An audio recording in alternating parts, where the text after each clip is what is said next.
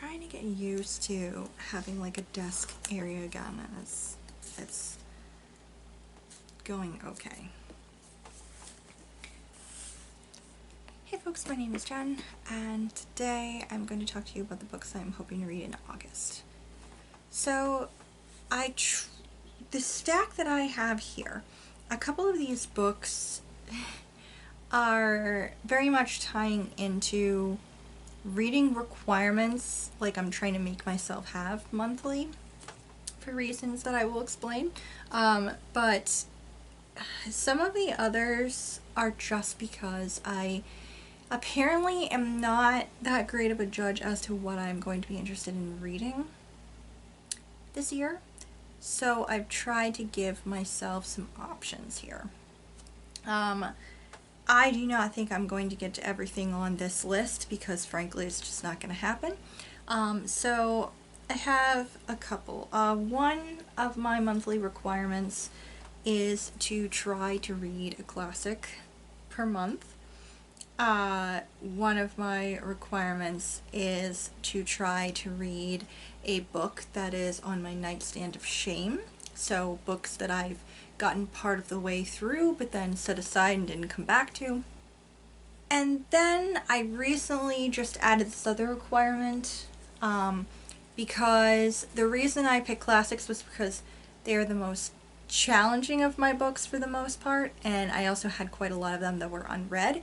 I am now mostly caught up. I only have a couple of I would say maybe 3 or 4 unread classics left on my shelf. But now my nonfiction is completely and utterly out of control. So moving forward, that is what I will also be focusing on, is trying to pick a nonfiction a month. So I have a couple of books that fit a couple of these things right here. The first of which, for classics, the classic of the month that I have chosen is Don Quixote by Miguel de Cervantes. This is a very, very long time coming. I have owned this book since I was probably like 10 or 11 years old. Never read it.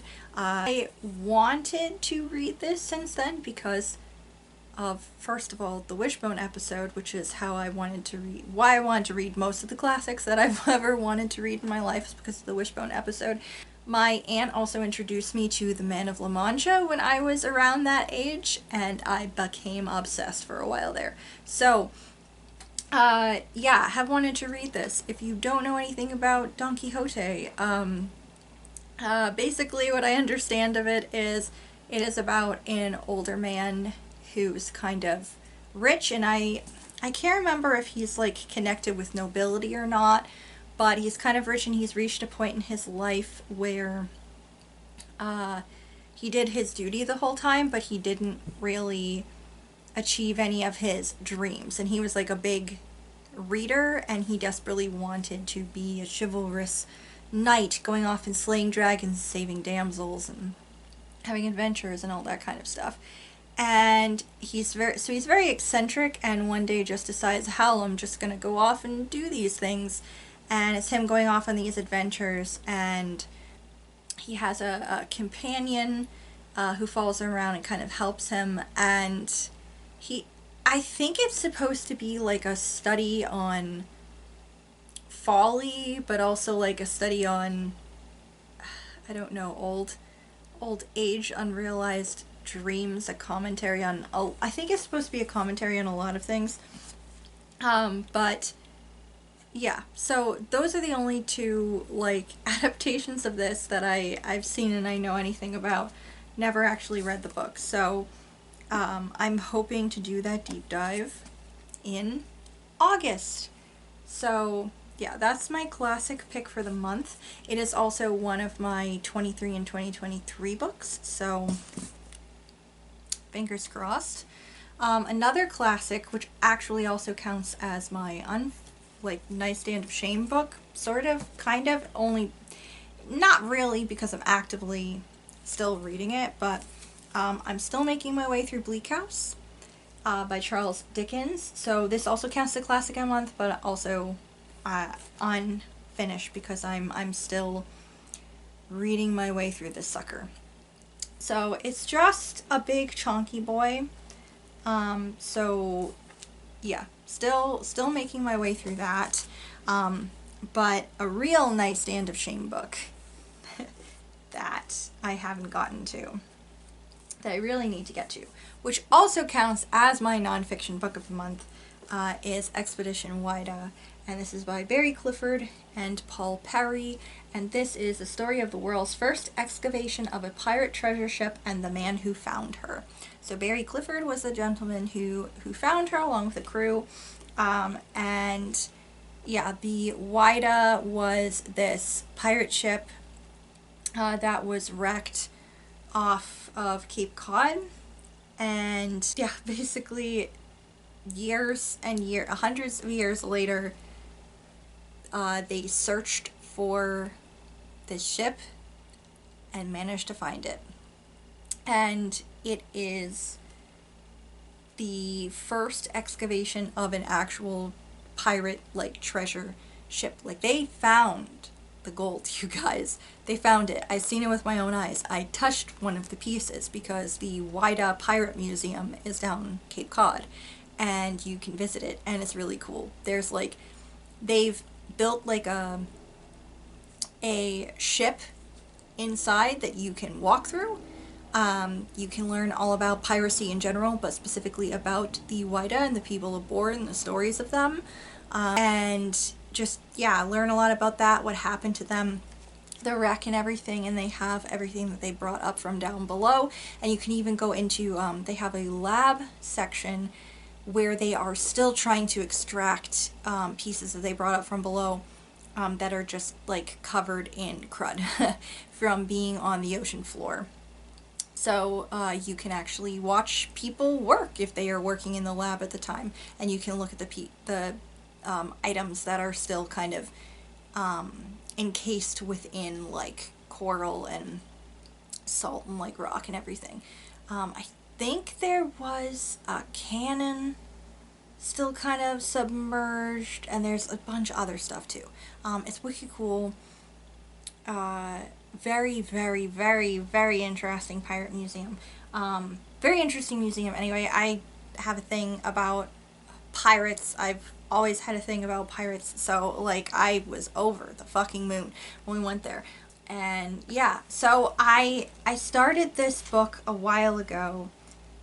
I hadn't gotten that far into it because while the subject is very interesting to me, and it's not like a badly written book or anything, my mood kind of shifted and I just didn't finish reading any more about it, but would like to pick this up in August because summertime is the perfect time to read about sunken treasure. And then the other books that are on here are just, I don't know what I want to read. I just don't.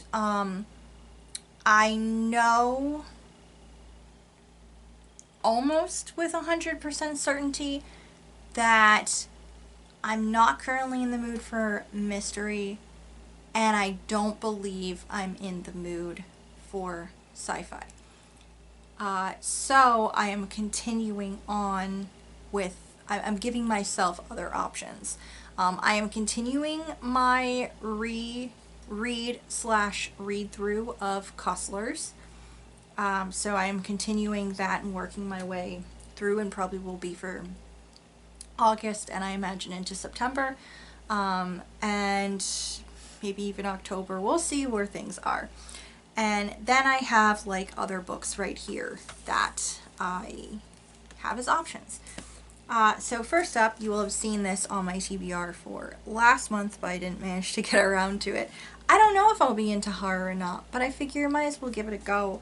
So Billy Summers is also on my list again. This is by Stephen King. This is also on my 23 and 2023. This is on my 23 and 2023. So is Bleak House. So they are all on the list. And I think that's it. I don't think these other books are on my list for the year, the challenge. But anyway, so Billy Summers is following.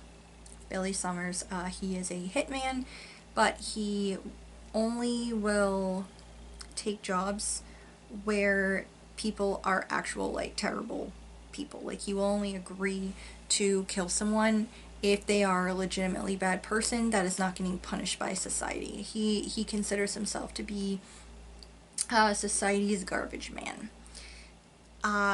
He has decided that the next job he goes on is going to be his last job. Like, he is retiring. Unfortunately, things go pretty tits up with that job, and now he is basically on the run on a cross country road trip. So that is this hitman with a heart of gold, apparently, or maybe not a heart of gold, but you know, is he has a moral base. You get it. He's a gray area character. We love to see them. The next book I really want to read, giving me vacation vibes. I was going to save it for the winter, but I think I'm just in the mood to read it now, and that is Castle in the Clouds, and this is by Kirsten Gier. So this is following Sophie.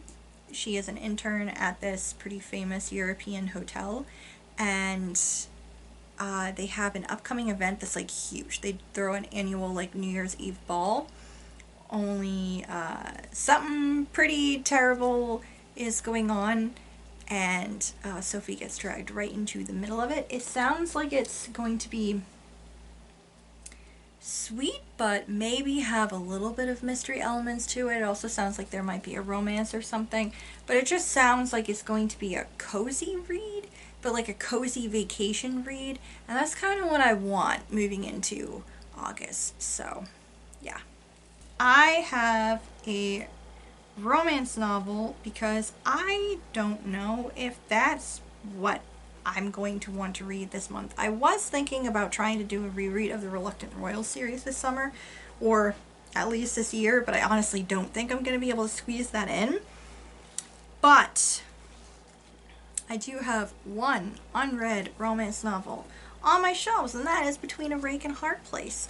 This is by Connie Mason and Mia Marlowe. This is following this guy named Jonah who wants to woo this like young debutante. Her name is Serena, but he's doing it for like the crown. It's like his royal duty to be able to seduce her, apparently.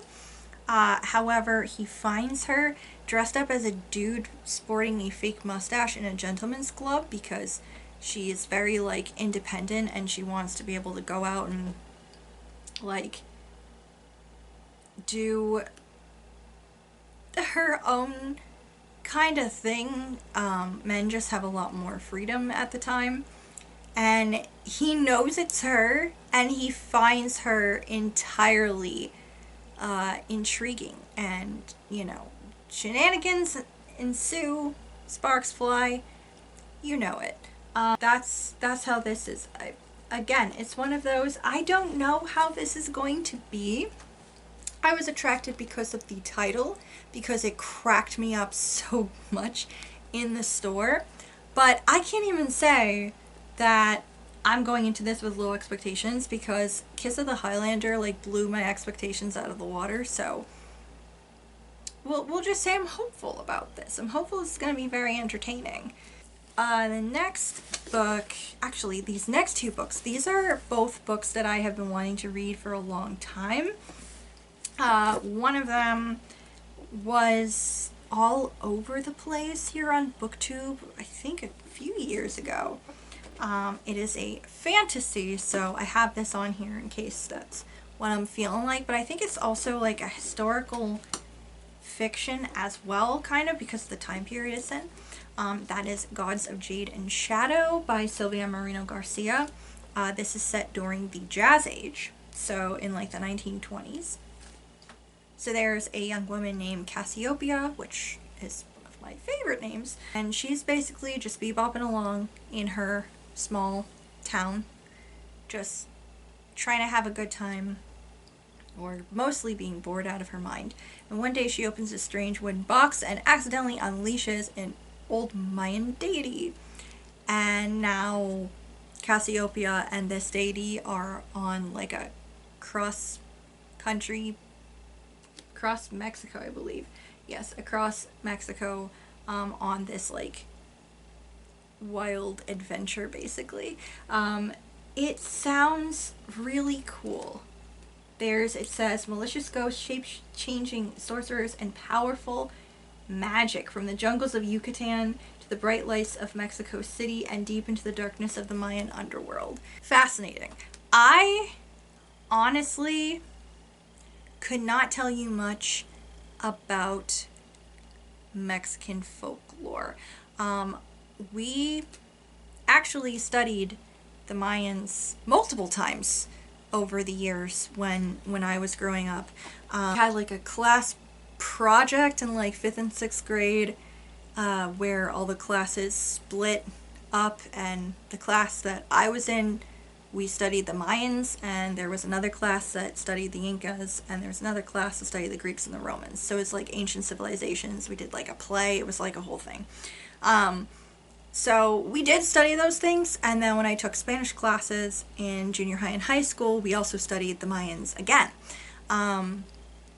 However, did I retain most of that information in my brain? No, I did not. I have been to Mexico. I have seen a couple of the sacred sites. They're absolutely beautiful. Tulum, which is the city by the sea, that was my favorite of everything we saw. I think we also saw Chichen Itza, and I know we saw another site too. I cannot remember which one it was, but I know we went to another site as well. Anyway, I grabbed this first of all because everybody was screaming about it, and second of all because 1920s Jazz Age, Mayan deities, Mexican folklore sounded pretty interesting. And like I said, I once knew a bunch. Don't remember most information now anymore, but I haven't really read that many books about the folklore and about the Mayans. I think we read a book set in that time period that I can't remember what the name of it was, but it's something to do with jaguars. So I remember like reading that, but I've never read a fantasy about that. So that sounds really cool, and I think I'm in the mood for not really tropical, but like a cross-country adventure in an exotic locale. I guess is basically what I mean. So another adventure story, down for it. The last book, because again, I don't know what I'm in the mood for. So we have we have a romance, we have a slice of life, we have a horror, we have a fantasy, historical fiction, and then we have a literary fiction, because I don't know what mood I'm in. So I picked The Bluest Eye by Toni Morrison, because this is another book that I have been meaning to read for a very long time. I've read a couple other books by Toni Morrison before and enjoyed them. This one is about a young girl named Piccola, or Pacula, I think it's Piccola. She is basically, she prays every day for beauty. She's constantly being mocked by the other children because of how she looks, because of her dark skin and her curly hair, and like her brown eyes and everything. And she keeps praying for blonde hair and blue eyes. And as she's like praying harder and harder for this, and like dreaming more deeply about this wish of hers, her life is basically disintegrating around her. And this was actually, I guess, Toni Morrison's first novel that she wrote. I again don't know a ton about it other than this was her debut novel, highly acclaimed, and people are banning this shit back and forth. And if people are wanting it banned, I want to frickin' read it. So yeah, that is basically what I am planning on for August, because again, I have no clue, you guys. I really genuinely do not know what my mood is going to be like for the month. So I have no idea what's going to get read, what is not going to get read, what I even want to read. Maybe I won't even get to any of these. I don't know. It's up in the air, you guys. But these are my hopefuls anyway. Let me know down below if you guys have read any of these, if you're like planning on reading any of these, and yeah, let me know your thoughts. No spoilers, please. And yeah, anyway, thank you guys so much for watching. Thank you for always watching. If you are new here, please consider subscribing, and I will see y'all in the next video.